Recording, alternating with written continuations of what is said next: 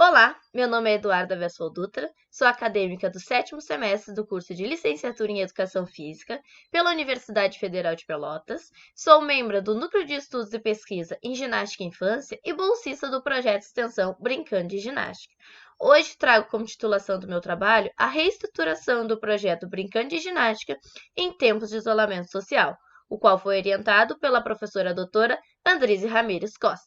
Introduzindo um pouco o assunto, a extensão universitária, ela possibilita uma formação acadêmica muito mais completa, pois ela une a teoria juntamente com a prática, numa comunicação com a sociedade, o que leva à troca de saberes e novos conhecimentos para os acadêmicos.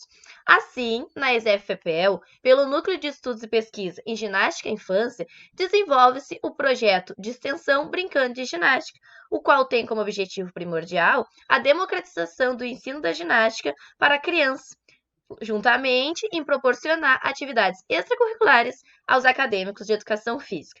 Porém, no ano de 2020, com a pandemia do novo coronavírus, nossas atividades tiveram que ser suspensas. E assim, esse estudo então busca descrever a reestruturação do projeto Extensão Brincando de Ginástica, assim como suas atividades em tempos de isolamento da Covid-19.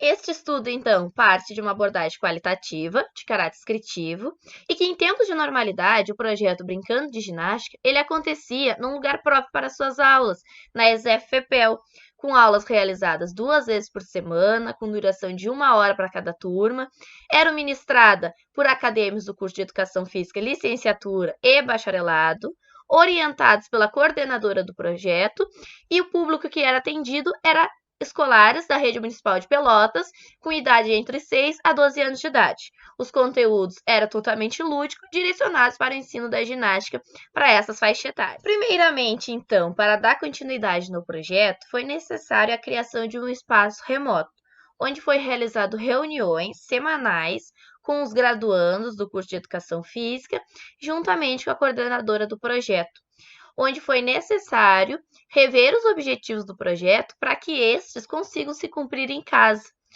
assim tornando um lugar sem a possibilidade da propagação do vírus. Também foi necessário pensar em métodos e estratégias que possam facilitar a participação dos pais nesse processo, como orientadores dessas crianças e também como praticantes da prática das aulas. Logo, foi preciso, então, pensar na estruturação das aulas, então foi feito um planejamento cronológico de progressão dos conteúdos, onde esses deveriam partir de atividades lúdicas, sempre pensando na perspectiva da criança, e posteriormente ir se adaptando aos elementos básicos do ensino da ginástica. Então, depois da escolha dos conteúdos, foram então construídas aulas práticas, videoaulas de curta durações, os quais foram gravadas e editadas pelos próprios graduandos do curso de Educação Física e posteriormente publicadas nas plataformas do Instagram e do YouTube.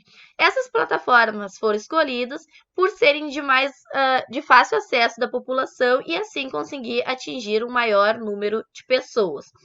No quadro, a gente traz todas as aulas que foram realizadas com a progressão dos conteúdos, então um total de 10 aulas, que foram realizadas desde o dia 8/6 até o dia 20/9, com um total de visualizações de cada plataforma. Assim, mostrando que o projeto de extensão conseguiu se readaptar aos desafios impostos pela pandemia do novo coronavírus. Assim, concluímos nosso estudo, afirmando que o projeto de extensão conseguiu se adaptar para atender as crianças de uma forma não presencial, apesar dos desafios impostos pela pandemia do novo coronavírus, e esses desafios não nos possibilitam estar em contato com as crianças, não nos possibilitam a troca de afeto, a troca de conhecimento, os feedbacks que elas nos passam no ensino da ginástica. Porém, esse foi o único método que a gente conseguiu para estar dando continuidade ao projeto neste momento tão atípico. E dentro dessa nova estratégia, o projeto ele desperta esse interesse de continuar com essa nova reestruturação juntamente com a presencial, para assim conseguir possibilitar a expansão dos conhecimentos da universidade para a sociedade, para que mais pessoas conheçam o desenvolvimento acadêmico da extensão universitária. Esse foi o nosso trabalho. Muito obrigada!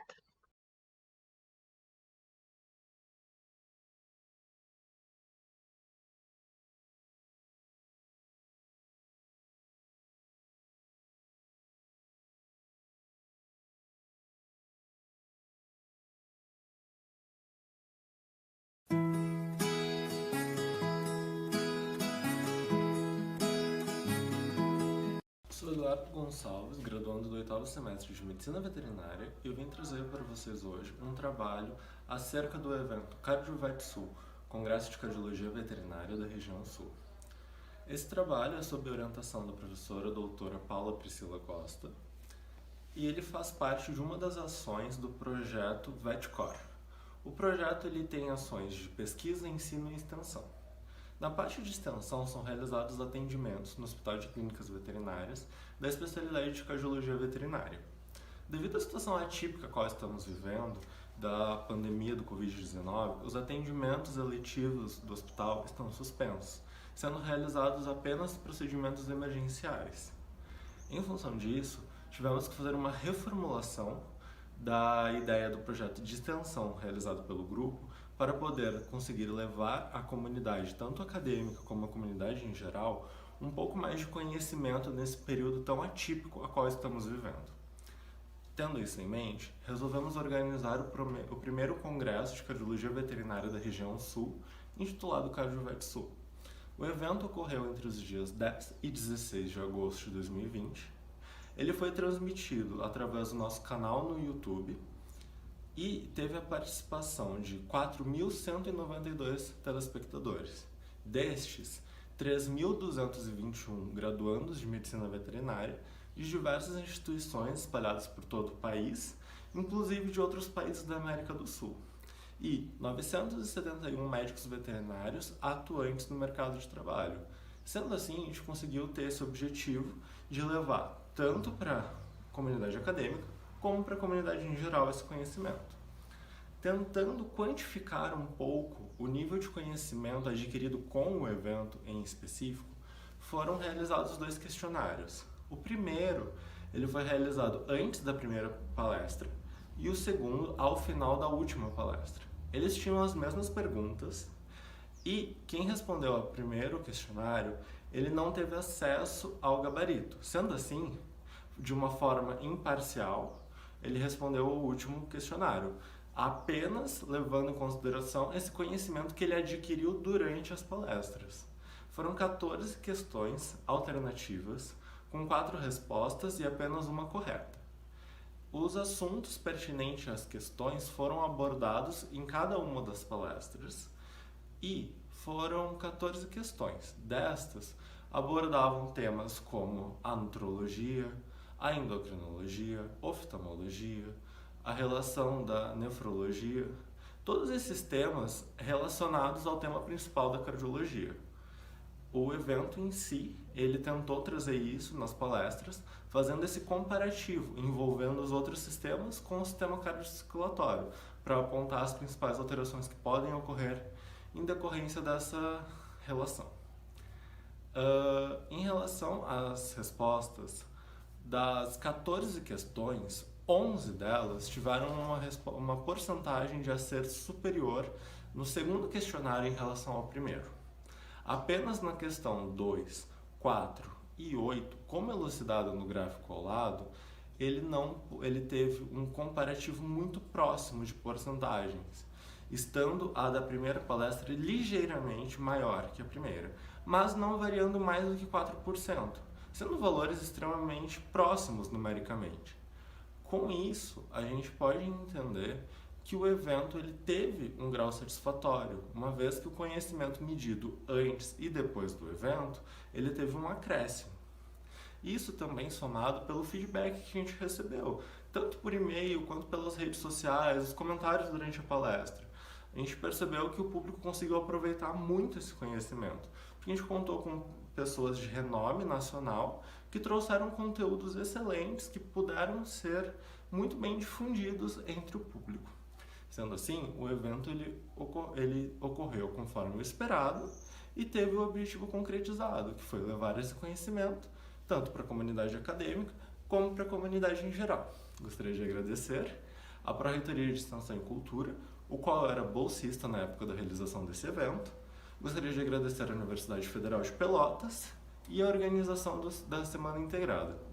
Agradeço também ao Grupo VetCor. Muito obrigado e deixo aqui meu contato pessoal.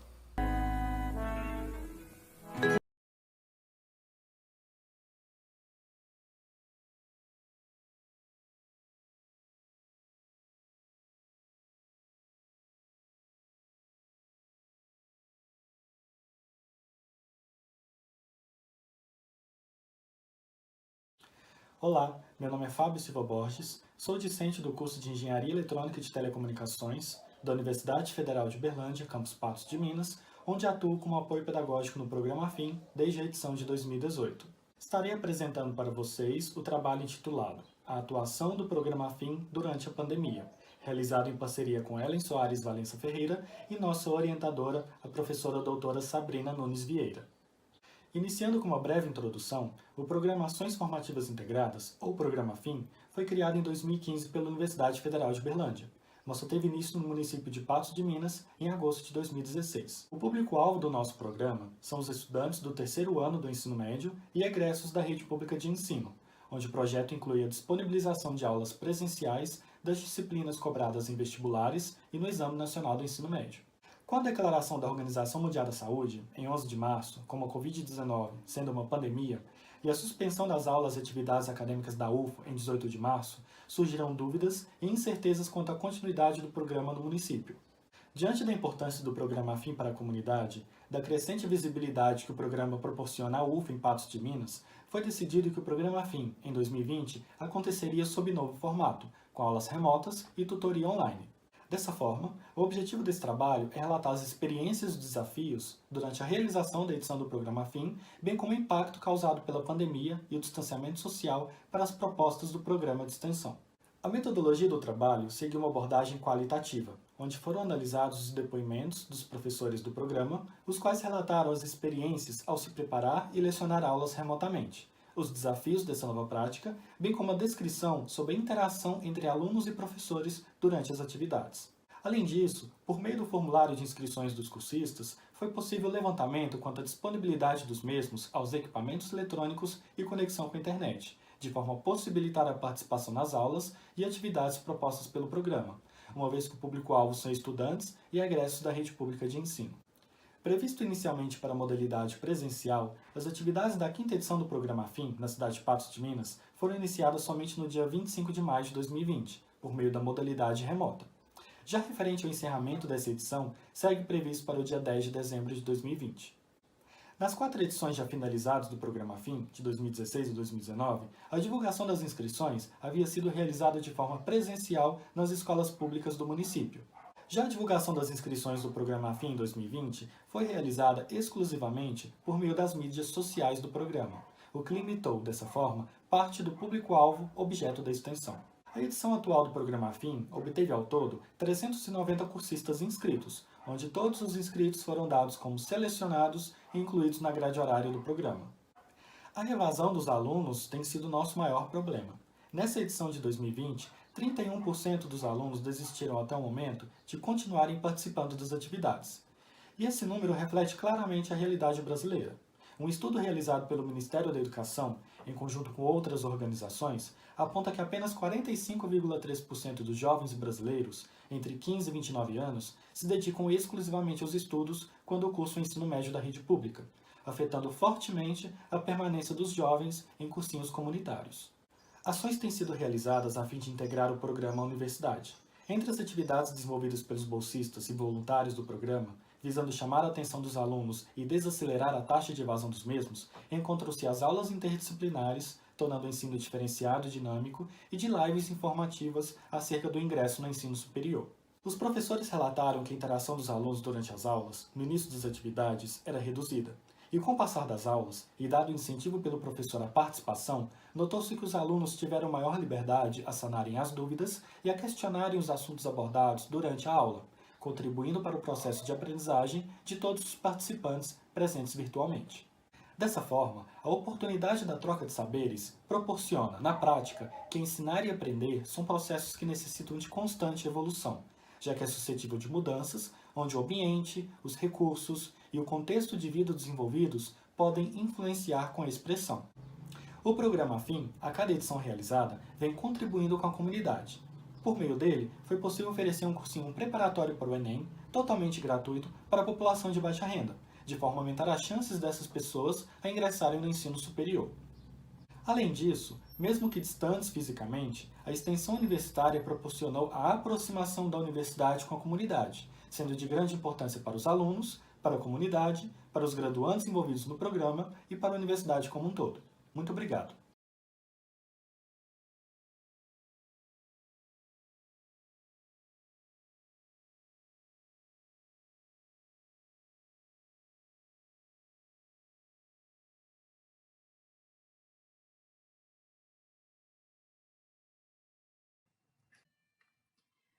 Meu nome é Gabriela de Souza Larque, eu sou estudante de Medicina da Universidade Federal de Pelotas e autora do trabalho Projeto Interprofissional sobre o Enfrentamento da Pandemia de Covid-19, um relato de experiência. No ano de 2020, surgiu no Brasil o novo coronavírus, e com ele, orientações de quarentena, medidas de distanciamento social, de higiene e de etiqueta respiratória. Nesse sentido, foi pensado um projeto interprofissional para que se pudesse orientar e esclarecer dúvidas dos moradores de Pelotas a respeito do enfrentamento da pandemia. O projeto buscou conhecer a rotina das famílias nesse período e, assim como quais medidas preventivas estavam presentes no seu cotidiano, para que se pudesse orientar e reorientar caso necessário, visando diminuir o contágio da doença. Trata-se de um relato de experiência sobre a minha participação no projeto, o Trabalho Interprofissional de Saúde no Enfrentamento à Pandemia de Covid-19.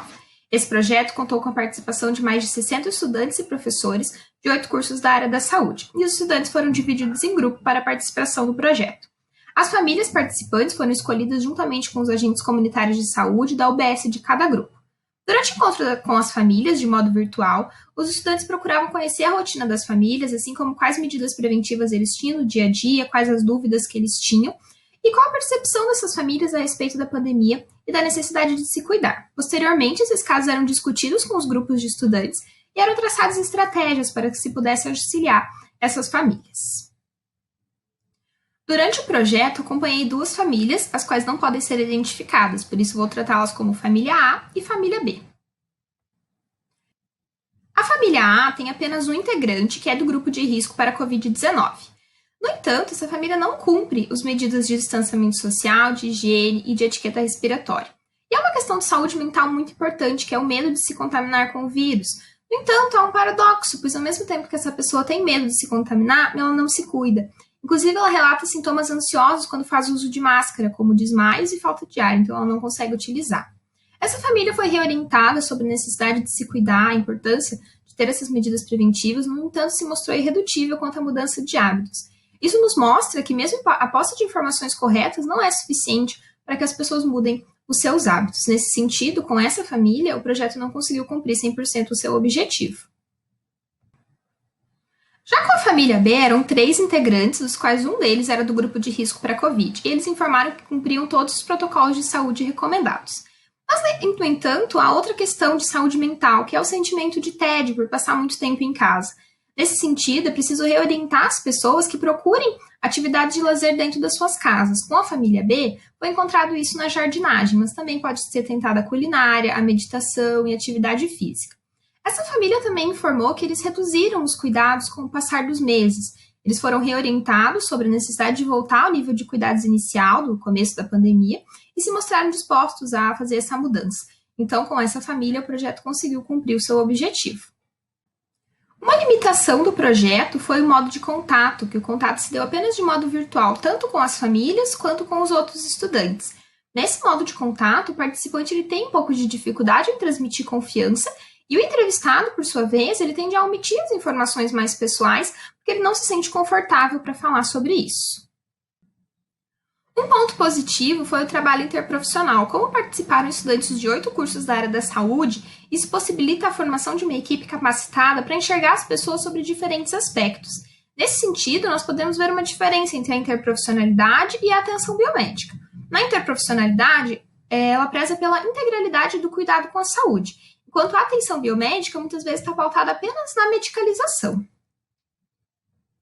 Para concluir, nós temos que o projeto foi muito importante para manter o vínculo com a universidade, também para discutir o enfrentamento da Covid-19, que é um tema muito relevante nos dias atuais, sob diferentes perspectivas, tanto de diferentes professores, estudantes, pessoas de lugares diferentes, de realidades sociais diferentes, e também auxiliou a população a compreender que é importante manter o distanciamento social, as medidas de higiene e de etiqueta respiratória, além de também sanar as dúvidas e as informações errôneas que eles poderiam estar transmitindo e utilizando no seu dia a dia. Essas foram as referências utilizadas no trabalho. Muito obrigada!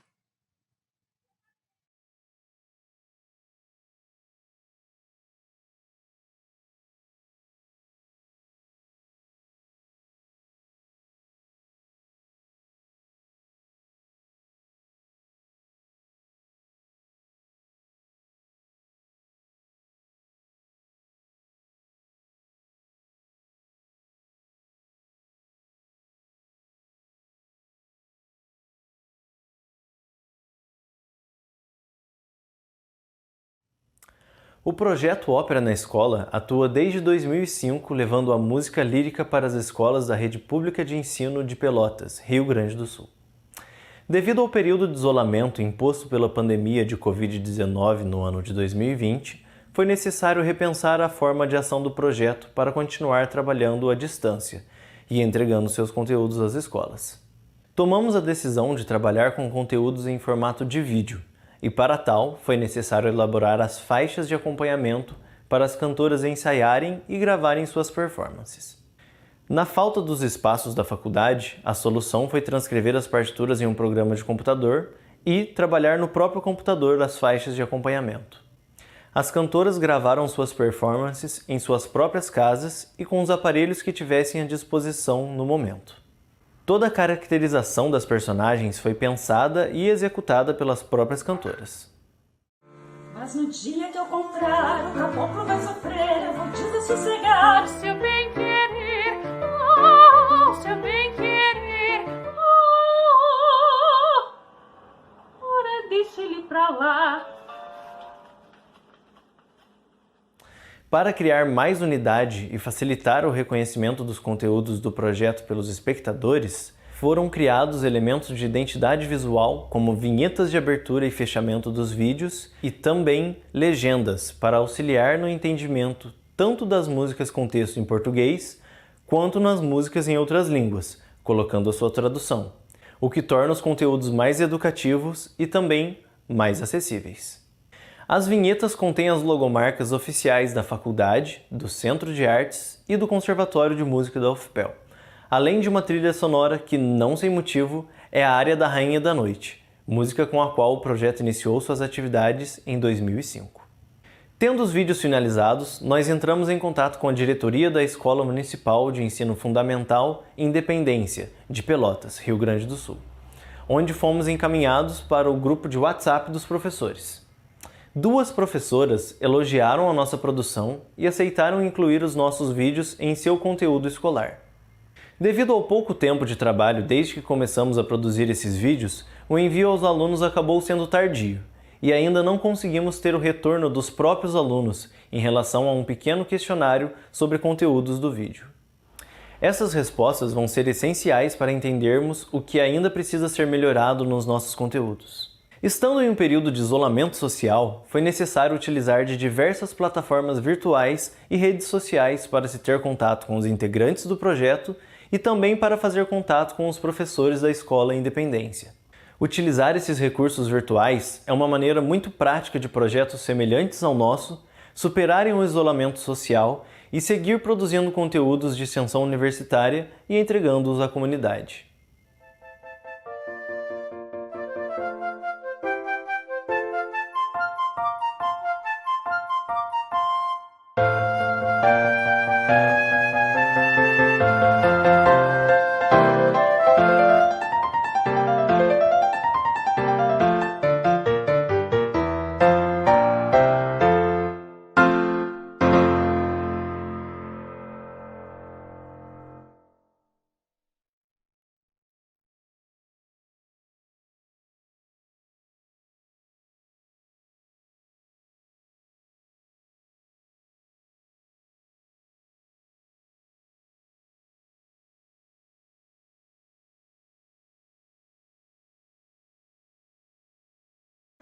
Olá, meu nome é Isabela Oliveira de Miranda e hoje eu irei apresentar acerca do projeto Máscaras Cuidativas e Rede Ciclo Voluntariado, uma iniciativa extensionista. Desde já, gostaria de agradecer as minhas colegas coautoras e também a nossa professora orientadora, Julieta Fripp. Antes de mais nada, vale a apresentação do Instituto Cuidativo e também da Unidade Cuidativa, uma unidade 100% SUS e 100% Universidade Federal de Pelotas, onde pacientes terminais são cuidados pela nossa rede de apoio. Esse projeto, Máscaras Cuidativas, Manto da Vida, nasceu em meio à pandemia da Covid-19, onde, sabendo-se da necessidade do uso de EPIs não só pelos profissionais de saúde, mas também pela população comum, máscaras artesanais começaram a ser produzidas em diferentes locais do mundo. Um deles, Pelotas, com as máscaras cuidativas.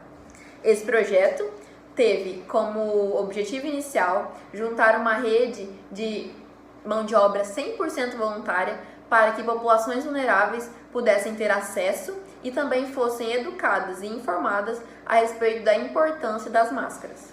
O ciclo de voluntariado desse projeto reúne desde aquelas pessoas que foram doadoras de tecido, elásticos para a confecção de máscaras, também inclui as costureiras voluntárias, grande parte delas próprias pacientes da rede cuidativa, também aqueles doadores de verba que ajudaram na confecção dos folders, cartazes, e também aqueles que estão fora dos grupos de risco e que ajudaram ativamente na distribuição das máscaras em diferentes bairros de Pelotas.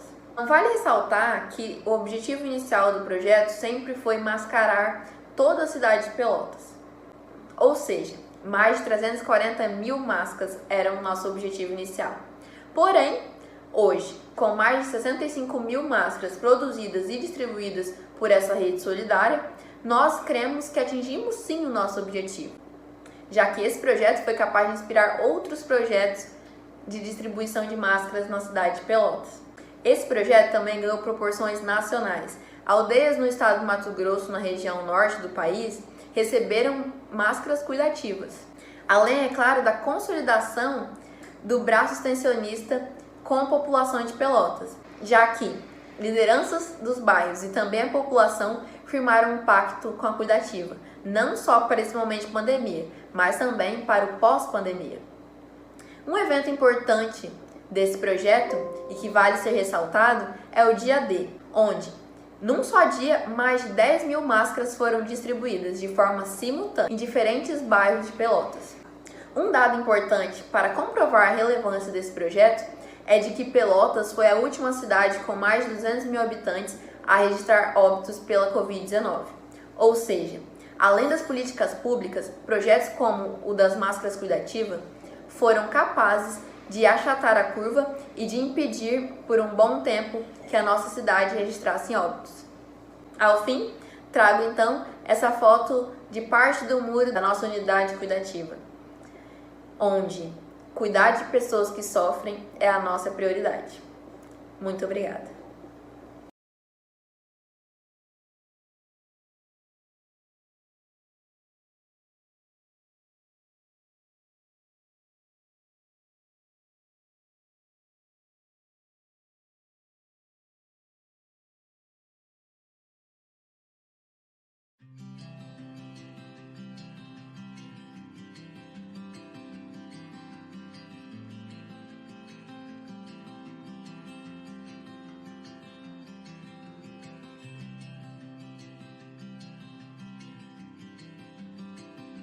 Olá, tudo jóia? Meu nome é Janete, sou acadêmica do curso de dança e bolsista voluntária no projeto de extensão Dança no Bairro.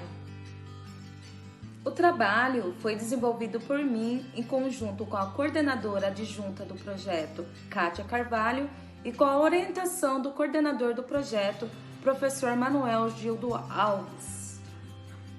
O contexto de isolamento social em decorrência da pandemia do Covid-19 impôs ao projeto o desafio de adaptar as atividades que antes aconteciam de forma presencial e semanalmente nos núcleos culturais da comunidade dançantes para o formato online. O projeto dialoga de forma muito efetiva com as comunidades de Pelotas, por isso vimos a necessidade em buscar estratégias para a continuidade das nossas ações. A partir das discussões realizadas pelo grupo, traçamos alguns passos para a adaptação e implementação das atividades online. O formulário foi construído através do Google Forms e divulgado nas redes sociais do projeto, Facebook e Instagram. Ao total, obteve-se o número de 97 inscritas e, devido à grande diversidade, decidiu-se dividir o público em 4 turmas. As turmas são ministradas por dupla de monitoras, responsáveis por elaborar suas aulas e escreverem observações que partem das perguntas: como a aula se desenvolveu? Quais foram os momentos marcantes? Como foi a interação entre as alunas? Quais foram as dificuldades e facilidades das estudantes? Há algo que precisa ser repetido ou repensado? Algum fato inusitado ou surpreendente? A dificuldade em elaborar conteúdos de dança para o ambiente virtual e a falta de uma interação mais dinâmica com a aluna são dos desafios mais elencados pelo grupo. Por outro lado, entendemos que estamos em um momento no qual necessitamos pensar em desenvolver formas de trabalho com a dança no ambiente virtual. Isso tornou-se fundamental uma vez que o mundo encontra-se cada vez mais tecnológico.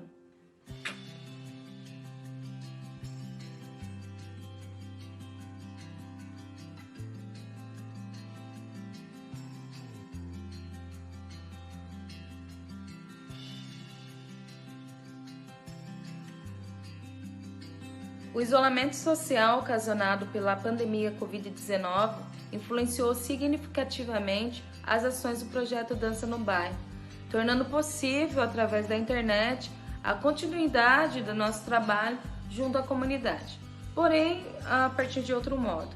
Acreditamos que é necessário refletir quais as estratégias adotadas por nós, monitores do projeto, para a efetivação e ressignificação do espaço virtual como um ambiente de possibilidades em manutenção do vínculo extensionista com a população de Pelotas e região. Para finalizar, vale dizer que o ensino-aprendizado da dança em plataformas virtuais tem se tornado uma possibilidade de ampliação das nossas experiências e qualificação profissional enquanto estudantes de dança, o que acarreta pensar e desenvolver o entendimento acerca do ensino da dança para além do espaço físico. Entretanto, não podemos esquecer que a possibilidade de acesso às plataformas virtuais não é ainda uma realidade para todas. Assim, também torna-se necessário pensar e repensar quem pode participar desse espaço virtual que Silva nomeia como novo espaço público.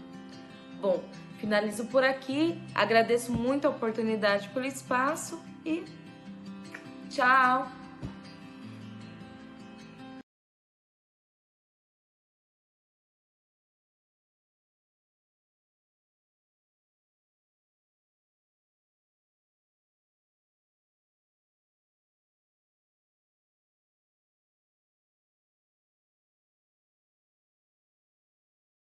Oi, eu sou a Janusa Vasconcelos, sou aluna do curso de graduação em Ciências Biológicas e bolsista do projeto Vida de Inseto.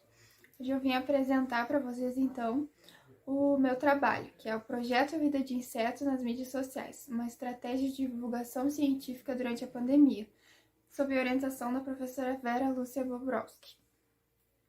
Então, para começar, o que é o Projeto Vida de Inseto, né? O Projeto Vida de Inseto ele foi criado no ano de 2013, pela iniciativa de alunos do curso de Ciências Biológicas, e desde então ele sempre buscou estreitar os laços com a comunidade, né? Levar os conhecimentos de dentro da universidade para a comunidade em geral. E isso possibilita um benefício, obviamente, para a comunidade, mas também para os alunos que têm a oportunidade de pôr em prática as teorias que são aprendidas dentro da universidade. Então, vamos falar do uso das redes sociais na divulgação científica. A gente sabe que as redes sociais hoje em dia elas já fazem parte da nossa vida, estão no nosso dia a dia. Então, usar esses meios para divulgação científica só tem vantagens. A informação vai chegar de forma muito rápida e prática em todos os cantos do mundo, e fazendo então com que o conhecimento científico ele seja visto, seja conhecido por todo o público e não somente a grupos restritos, né, como muitas vezes acabava se tornando. Nesse sentido, então, o objetivo desse trabalho é relatar a experiência vivenciada em continuar as atividades do Projeto Vida de Inseto somente pelas mídias sociais durante esse período de pandemia. Neste ano, então, a gente sabe todas as adequações que a gente teve que sofrer por causa dessa pandemia. A UFPEL suspendeu suas atividades presenciais, as aulas foram suspensas, os projetos de extensão, então, foram muito prejudicados. E isso teve que ser adequado. Então, o projeto Vida de Inseto passou a atuar através do Facebook, que já existia uma página, e também foi criada uma página no Instagram. As postagens do projeto, então.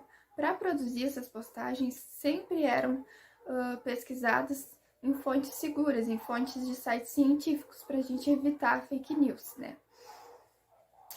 Os conhecimentos sobre edições de imagem. Aqui eu trouxe uma citação do Serrão 2020, que corrobora muito com o que eu trago para vocês. Antes de eu me ver nessa situação de ter que continuar o projeto Vida de Inseto somente pelas mídias sociais, eu não tinha nenhum conhecimento sobre edição de imagens, sobre divulgação científica em mídias sociais, e tudo isso eu tive que aprender. No início, confesso que foi muito difícil, mas com o tempo isso foi sendo aprendido e na prática, hoje em dia eu tenho mais facilidade. Então, as publicações do projeto iam desde publicações autorais, criadas por mim, compartilhamento de notícias, compartilhamento de páginas de entomologia, páginas de outras universidades, e isso também acontecia por parte delas. Essas outras páginas também compartilhavam as postagens do Vida de Inseto. A gente trazia curiosidades sobre insetos, compartilhamento de pesquisas, fazia abordagens com datas comemorativas e também eram criadas enquetes. Para falar das interações nas páginas, foi observado muito claramente que a página no Instagram sempre teve muito mais interações do que no Facebook. E aqui eu trouxe uma postagem especial sobre a nuvem de gafanhotos, que foi a publicação mais comentada, mais compartilhada, que teve mais interações de todas as postagens do projeto. Acredito que porque a nuvem de gafanhotos era um assunto que despertava muita curiosidade das pessoas e a preocupação, né, por não saber do que se tratava. Então foi feita uma publicação esclarecendo tudo sobre a nuvem de gafanhotos. Então, para concluir, a utilização das mídias sociais é uma grande aliada na divulgação científica, sem dúvida. E nas ações de extensão universitária, então, ela está sendo fundamental, principalmente nesse período de pandemia. E cabe a nós, então, enquanto universidade pública, divulgar da melhor forma possível todo e qualquer conhecimento produzido nas universidades, né? E de forma acessível a toda a população. Aqui são as minhas referências bibliográficas e muito obrigada pela atenção.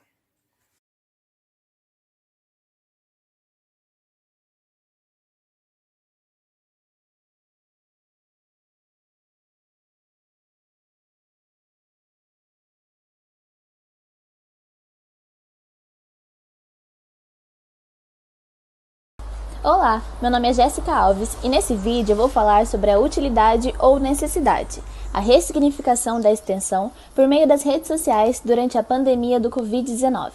Esse é um trabalho de minha autoria e orientado pelo professor Felipe Hermann. O exercício da extensão acadêmica se constitui principalmente por relações interpessoais, quando acontece a troca de conhecimentos entre a universidade e a comunidade. A finalidade dos projetos de extensão é estender o processo educacional, cultural e científico até a população.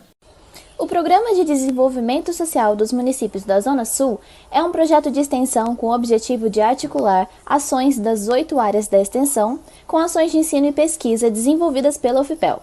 Isso por meio de atividades para atender as demandas dos municípios associados à Zona Sul.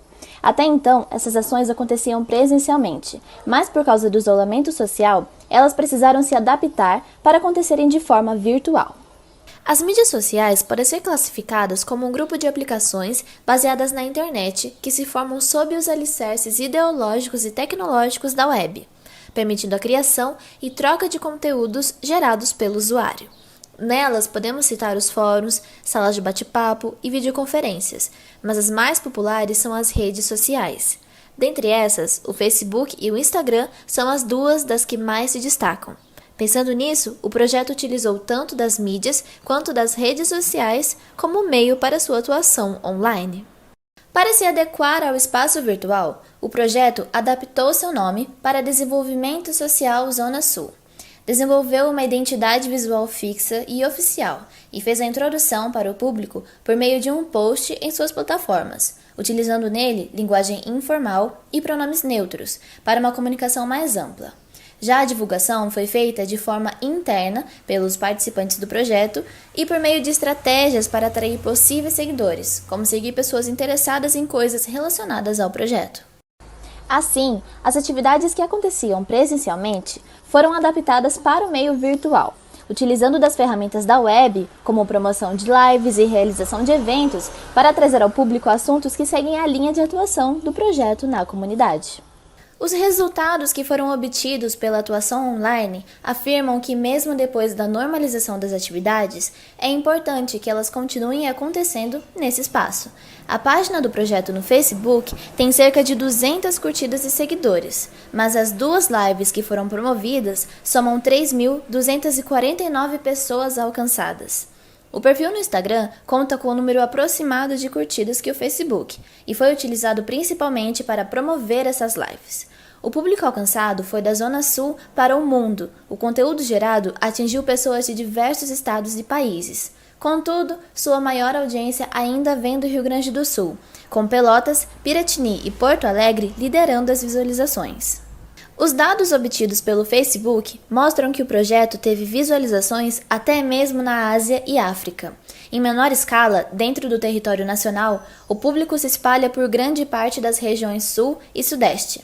Já no Rio Grande do Sul, a maioria do público se concentra na Zona Sul, mas o conteúdo gerado chegou também a outras cidades mais afastadas, ao norte de Porto Alegre e também ao extremo oeste. Agora, quanto aos idiomas do público que acessou a página, pode-se notar grande diversidade, pois o conteúdo foi traduzido para várias línguas como alemão, árabe e turco. Analisando o público em relação à idade e sexo, os dados se encontram bem distribuídos, com uma diferença de 6% entre mulheres e homens, e em ambos uma maior audiência na faixa etária de 35 a 44 anos. Concluindo essa análise, podemos ver que as redes sociais possibilitam o alcance de um público que não seria atingido se não fosse pela internet. Por isso, ela é um caminho com grande potencial de investimento. O que antes era uma ferramenta opcional se mostrou como um grande instrumento extensionista, pois a utilização do meio virtual ressalta a essência da extensão, que é a troca de saberes entre a universidade e a comunidade. Obrigada pela atenção! Você pode encontrar nosso projeto no Facebook e Instagram pelo @Desenvolvimento Social Zona Sul. Até a próxima!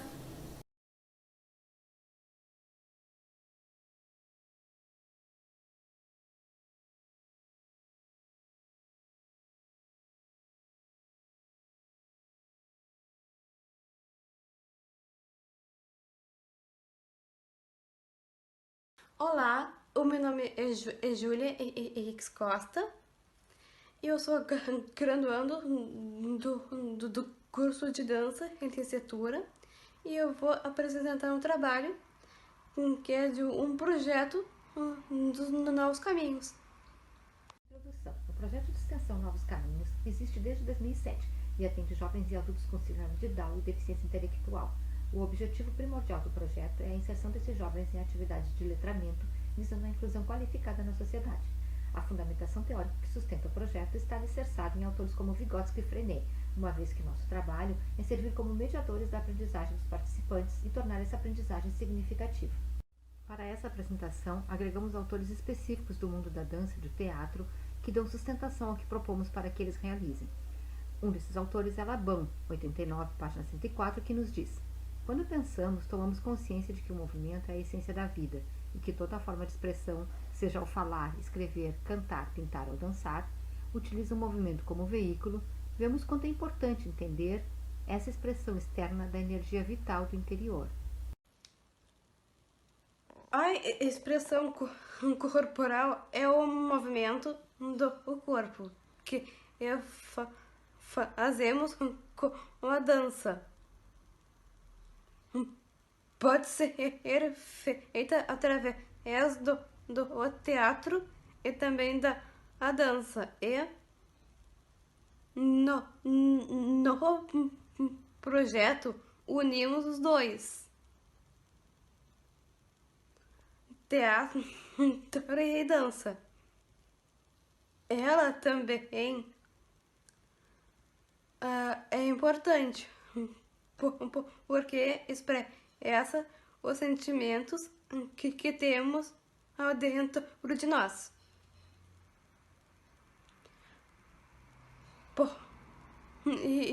E nossa proposta traz muito de Pina Bausch. Coreógrafa e dançarina que fez o diferente juntando a dança e o teatro. Com as emoções dos seus próprios bailarinos. Acreditamos que considerar a expressão corporal em um projeto que busca alfabetização pode contribuir muito, pois afinal, no ato de escrever, temos a expressão corporal do movimento. Metodologia. Para este trabalho, estamos considerando as aulas remotas realizadas no projeto Novos Caminhos, nas sextas-feiras pela manhã. Assim, iniciamos pelo alongamento, que sempre tem uma música para acompanhar. A seguir, trabalhamos alguns ritmos baseados na proposta de Pina Bausch. Ainda nessa parte, o teatro entra com foco na expressão facial, incentivando que cada emoção da música seja expressa pelos alunos. Para finalizar, retomamos o alongamento musicado. A seguir, os alunos abrem os microfones e avaliam o encontro. Resultados e discussão. Nosso trabalho integrado dança e teatro começa com um momento de alongamento, em que colocamos uma música e indicamos os movimentos a serem feitos, como se pode ver na figura 1. Imagem do movimento, alunos em alongamento. Os alunos participantes se envolvem nas atividades e se expressam corporalmente de diferentes formas. Alguns se mostram mais soltos e desinibidos, outros ficam retraídos, mas acreditamos que com o tempo vão se adaptando. Na figura 2, temos imagens dos alunos em movimento. Nesse dia nós estávamos trabalhando com a música Deixa Isso Pra Lá, do Lulu Santos, e a proposta era que relaxassem e se entregassem à música, deixassem o corpo falar. 3. Imagem da expressão facial. Nessa proposta, os alunos tinham de expressar com a face e o corpo as emoções que eram passadas pela música, nesse caso, era de susto. Com estas oficinas, estamos aprendendo a organização e planejamento de momentos com alunos reais. Estamos também aprendendo a lidar com as tecnologias, aprendendo a ouvir os alunos e seus desejos. Ouvir ao final de cada aula a avaliação deles e a sugestão de músicas para serem trabalhadas nos dá ânimo para continuar, mesmo com tantas dificuldades tecnológicas como sinais caindo e som com pouca qualidade. Sabemos que na dança os sentimentos têm de vir de dentro, e nas condições de encontros virtuais isso é difícil. Estamos todos aprendendo a como lidar com isso, mas temos consciência de que parados não podemos ficar. E podermos contribuir nesse momento de encontros e descontração, como também de aprendizagens, tem sido muito proveitoso.